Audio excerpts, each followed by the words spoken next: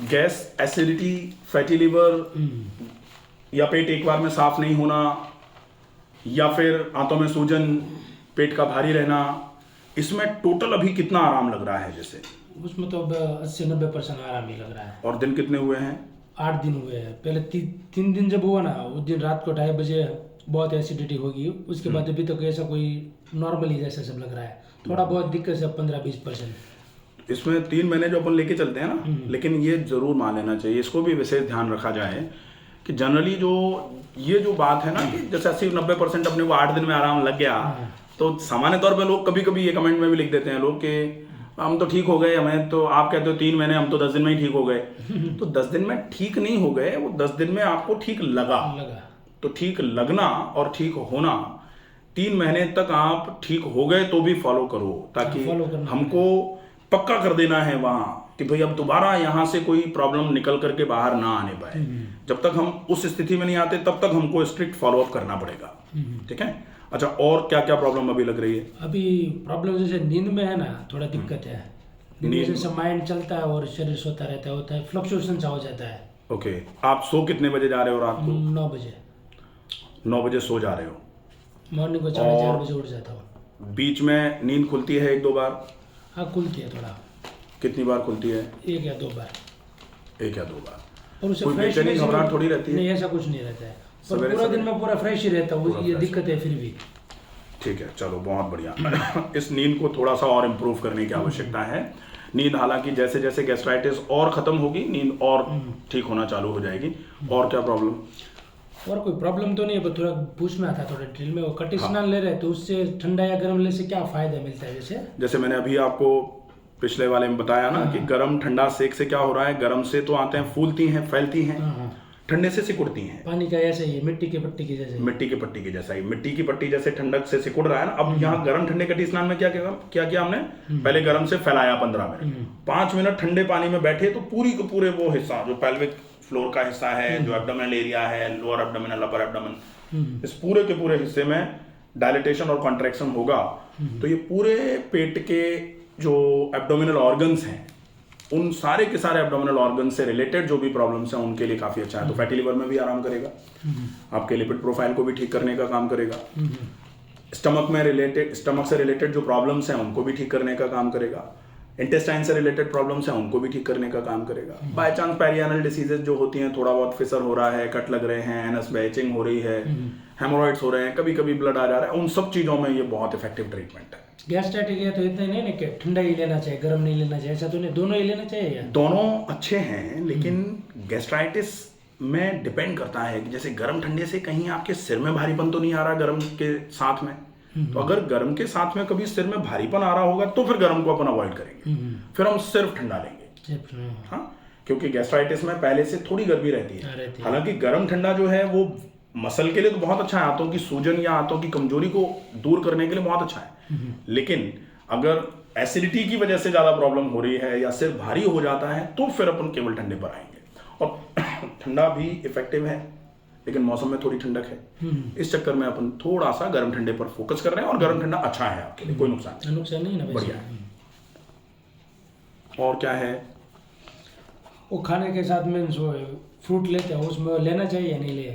वैसे सामान्य तौर पर यह कहा जाता है never mix cooked and uncooked diet, पका हुआ और कच्चा कभी भी मिलाकर नहीं खाया जाए।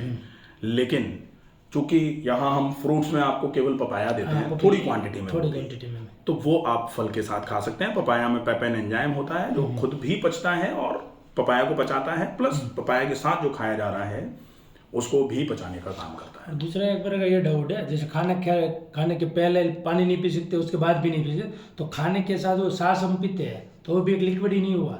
नहीं, लिक्विड तो हुआ, लेकिन छाछ प्रोबायोटिक है। हाँ, प्रोबायोटिक है।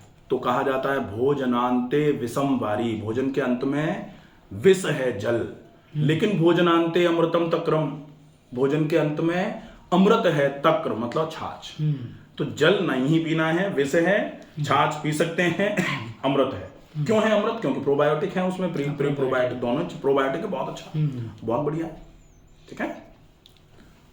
और कुछ? और तो ज्वार की रोटी वो खा रहा हो आपने, जो डाइट प्लान किया ना वो छोटी। और दूसरा डाउट है, अभी थोड़ा बहुत फील एकदम गुड जा रहा है तो क्रंच मार लो या बेली फैट के लिए कुछ करो, ऐसा कुछ एक्सरसाइज करो या नहीं ऐसा अभी एक्सरसाइजेज जो हैं उनका पैटर्न जो है वो बहुत हैट्रिक नहीं करना है अपने को, सिंपल रूटीन में रखेंगे एक्सरसाइजेज अपन बढ़ाएंगे आगे चल के, लेकिन तब जब थोड़ी शक्ति आना चालू हो जाए। अभी अगर एक्सरसाइज ज्यादा कर देंगे, कहीं एक्सर्शन हुआ या एक्सरसाइजेस की हीट जनरेट होकर के सिर को भारी करेगी तो नुकसान करेगी, इसलिए ये भी ध्यान रखने की आवश्यकता है, थोड़ा ध्यान रखेंगे।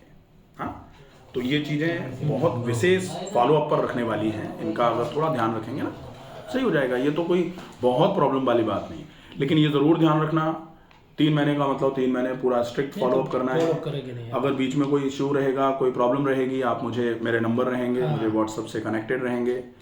और अगर कभी ऐसा लगे आपको, सामान्य तौर पे ऐसा होता है जब इंसान ठीक होना चालू हो जाता है तो कभी ऐसा लगना चालू होता है कि अब भूख लग रही है, तेज खा ही लेते हैं चलो, तो उस पर थोड़ा कंट्रोल करना पड़ेगा। वो तो कंट्रोल करेगा, क्योंकि बीमार व्यक्ति तो एक बार तो ये सोचता है आपकी बार बचा दो, अब हम कुछ नहीं करेंगे, लेकिन जैसे ही ठीक होता है स्मृति जो है ना, जो याददाश्त है, वो थोड़े समय के लिए वो वाली जो पिछला वाला समय इंसान भूल जाता है और फिर से गलती करता है और फिर से वही सिचुएशन आती है तो फिर से वही करने लगते हैं कि अब की बार बचा दो। तो वो नहीं होना चाहिए, जब तक नहीं जाएगा भूल को। बिल्कुल बिल्कुल वो ध्यान रखना पड़ेगा।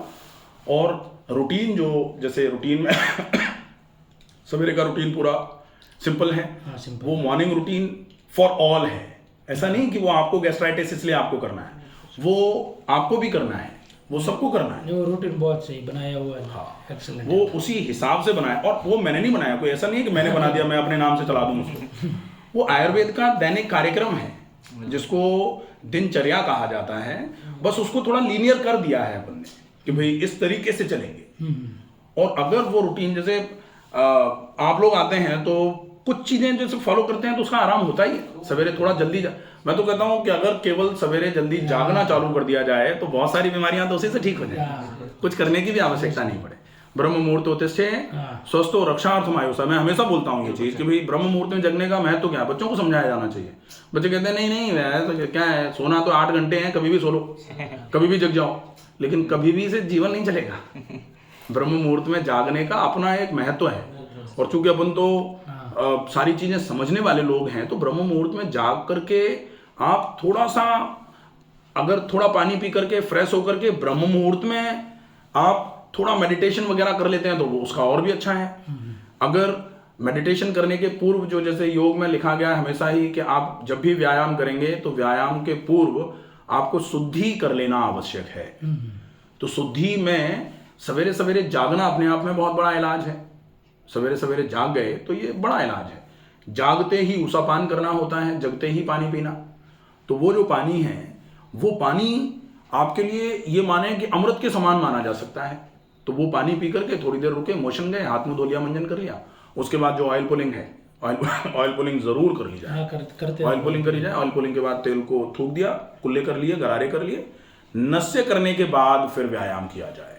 नहीं, वो भी प्रॉपर कर दिया। नस्य करने के बाद जब व्यायाम करेंगे तो फिर व्यायाम का बहुत अच्छा लाभ मिलेगा। ये मॉर्निंग रूटीन पूरा करना है। और अगर रबर नहीं तीसर करा रहे तो हम तो करते थे, पर उसका वो क्यों करना चाहिए वैसे? भाई जैसे आप नाक में घी डाल करके केवल स्नेहन कर रहे हैं, स्नेहन के पूर्व अगर आप नाक को और अच्छे से साफ कर दो, जैसे कपड़े को आप पानी में डाल करके ऐसे ऐसे करके निकाल के, खंगाल के, ऐसे धो करके निकाल के टांग सकते हो, उससे साफ तो होगा, पानी साफ करेगा कपड़े को। लेकिन आप उसमें थोड़ा साबुन लगा के ऐसे झकोलोगे और फिर पानी में निकाल के डालोगे तो और अच्छा रहेगा। तो वो झकोलने का काम, जैसे जल नहती है, सूत्र नहती है, रबर नहती है, ये वो काम है। उसके बाद आप नाक को छिड़क के अच्छे से फिर आप स्नेहन कर लो। जैसे नहाने के बाद, प्रक्षाल करने के बाद अच्छे तरीके से फिर बालों में और पूरे शरीर में तेल लगा लेते हैं ना लोग, तो इसी तरीके से पहले धो लो, साफ कर लो, उसके बाद छिड़क के फिर नाक में घी डालो। बहुत बढ़िया है। ठीक है, ओके सर।